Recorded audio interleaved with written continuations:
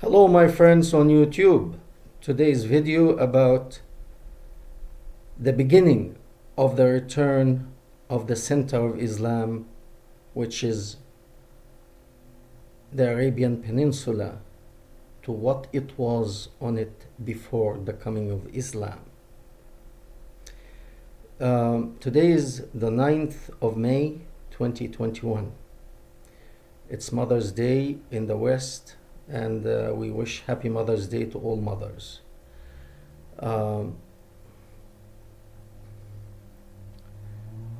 I listened to a video by the Crown Prince of Saudi Arabia, and although I don't agree with him on everything, however, his speech in that, it was a meeting with a news TV. I'm going to put the link, and he was talking about the plan of Saudi Arabia. Reality is he is actually trying to emulate the situation in Dubai, to try to get rid of put Islam as the main thing of the country, the main force that it's running the country.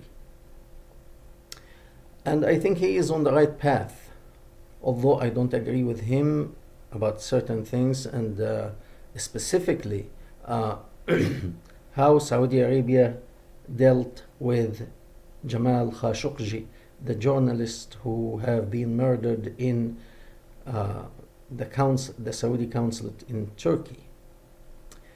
However, this how people most of the time deal with their opponent in this region since the coming of Islam. So put this aside, because if we focus on that, nothing will go forward. This is how he dealt with it. Maybe he sees that this was the best way, whatever. Anyway, the fact that he came out with that interview on TV, what you can, unfortunately, his speech is all in Arabic. Unless you speak Arabic, you wouldn't be able to understand it. You have to have somebody to translate to you. He doesn't say things directly because he cannot, but you have to listen to what's under his speech. He's practically saying the time of Islam is up. We cannot continue.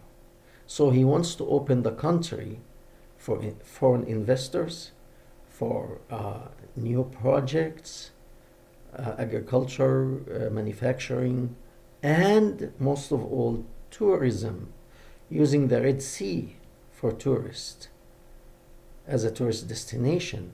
And when tourists come to your country, let's say you are going to explore the reefs of the Red Sea, because they are very beautiful in this region. A woman who is going to explore that, she is not going to explore with that stuff, the hijab they put on their heads, the head cover, and the veil that they cover their face with, and a long black dress. She has to have a swimming suit. Okay?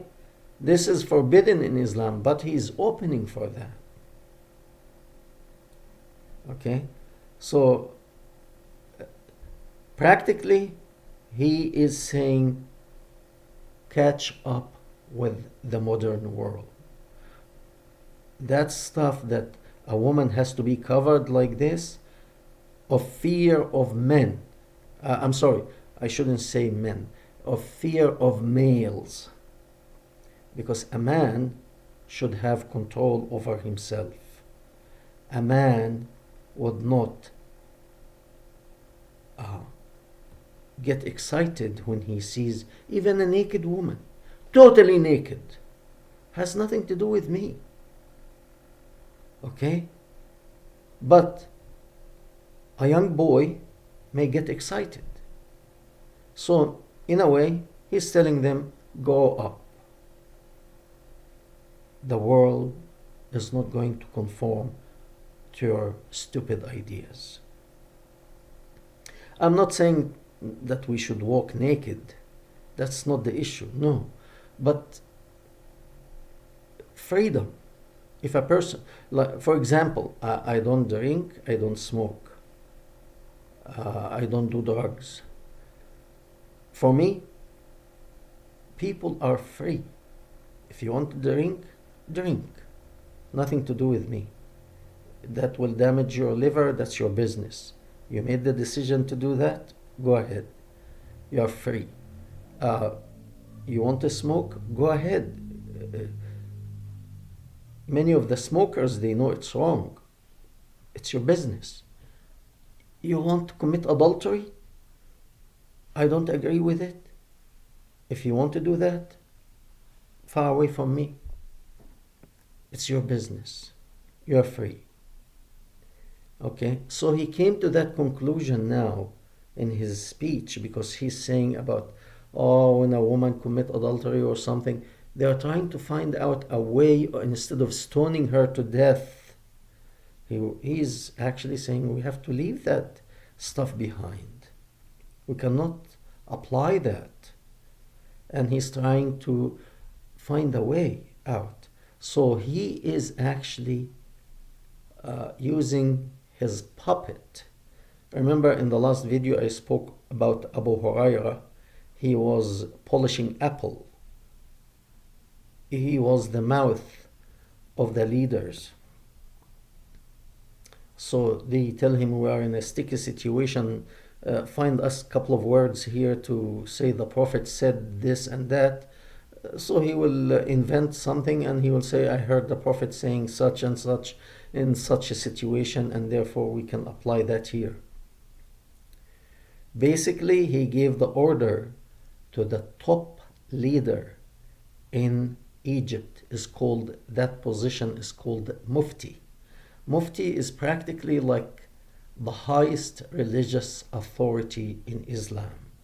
The Muslim Sunni, who are about 75% of the Muslim, obey this man, Abu Huraira of today.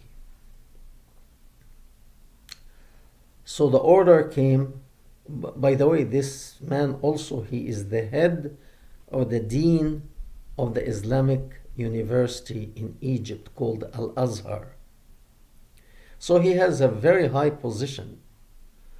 And from that position, when the Islamic movement since 1963, when the President Nasser in Egypt kicked this group out of Egypt, they went Saudi Arabia under King Faisal, who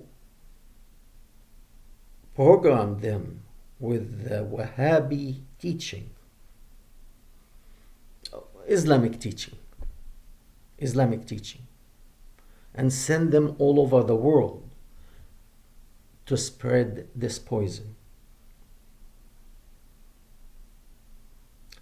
So he supplied them with the knowledge of this teaching in Saudi Arabia and send them out all over the world with money to build Islamic schools, Islamic mosques, to spread this stuff all over the world.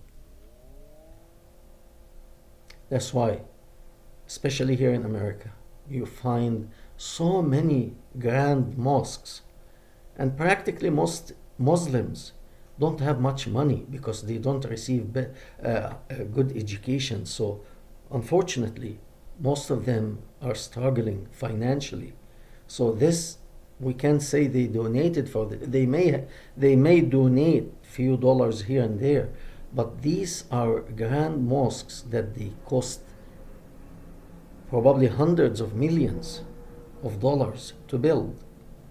Okay, they buy a whole block and knock it down and build a grand mosque with marble and all kind of stuff. Okay, so That is changing. The money dried up. Saudi Arabia, the crown prince, in his speech, he's admitting that petrol, oil, is not forever. Oil maximum until 2040. And that's why he has his vision by 2030, 9 years from this time, Saudi Arabia should be self-sufficient, not dependent on oil, but they have agriculture, they have trade, they have tourism, they have production of sorts, even oil production, like not the oil itself, but producing things oil-based. Because sooner or later, as we know, the electric cars and the electricity, now batteries are replacing petrol, and sooner or later the world, technology is advancing, and the world will find another source of energy which will make oil irrelevant. So he doesn't want to wait until this happens. So he's realistic. He's realistic. We cannot depend on oil. Actually, before the oil, they depended on the money from tourism, but tourism, people going to visit that black building in Mecca to do what's called Hajj, the pilgrimage. They used to make money from that. But that's also is not especially with Corona, is not working. So he is looking now to diversify the income or the resources for Saudi Arabia to be an independent country, even if the oil no longer needed in the world. If they cannot sell the oil, then they have other means to survive. That takes us back to before the coming of Islam. That region, Mecca, it was a very wealthy area because it was similar to New York. It was a trade area. People from east and west, north and south, met there to trade their commodity, whatever they produced, coming from India, from China, from all over the world. They meet in that center, Mecca. He is trying to get rid of the dependency on oil, back to that. But to go back to that, he realizes also that Islam is a hindrance on the way. What to do? A little by little, get rid of that. We know that he arrested all the top leaders because one way or another, they are connected to the Muslim Brotherhood and to the Islamic ideology. And he stripped them of most of the money that they had because it was kind of stolen. And those who were going to speak or write to defame him, I don't agree with the way he used, but that was Jamal Khashoggi, the journalist in the United States. He got rid of him, so he's saying, look, we can't continue on that path. We have to change, and we have to catch up with the world. We have to follow the world order. I'm not talking about the new world order, but I mean to become an independent country and live like human being. So to speak of tourism, a tourist woman is not going to, or a man,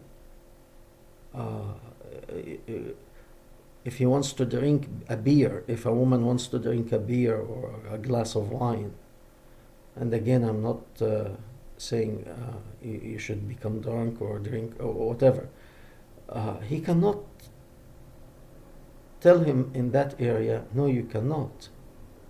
And once the Saudis see the the lifestyle and the freedom that other people enjoy,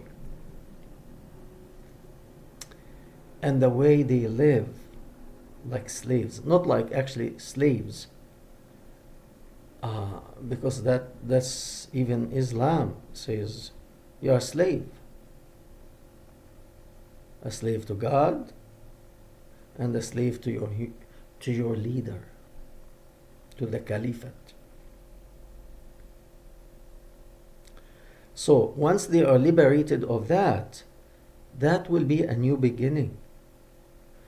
Saudi Arabia, probably it will be once again, once it leaves this venom that came 1500 years ago, 1400 years ago, I'm sorry, once get liberated of that poison, then it could actually become a very wealthy and prosperous region in the world. We thank you. We hope to hear from you.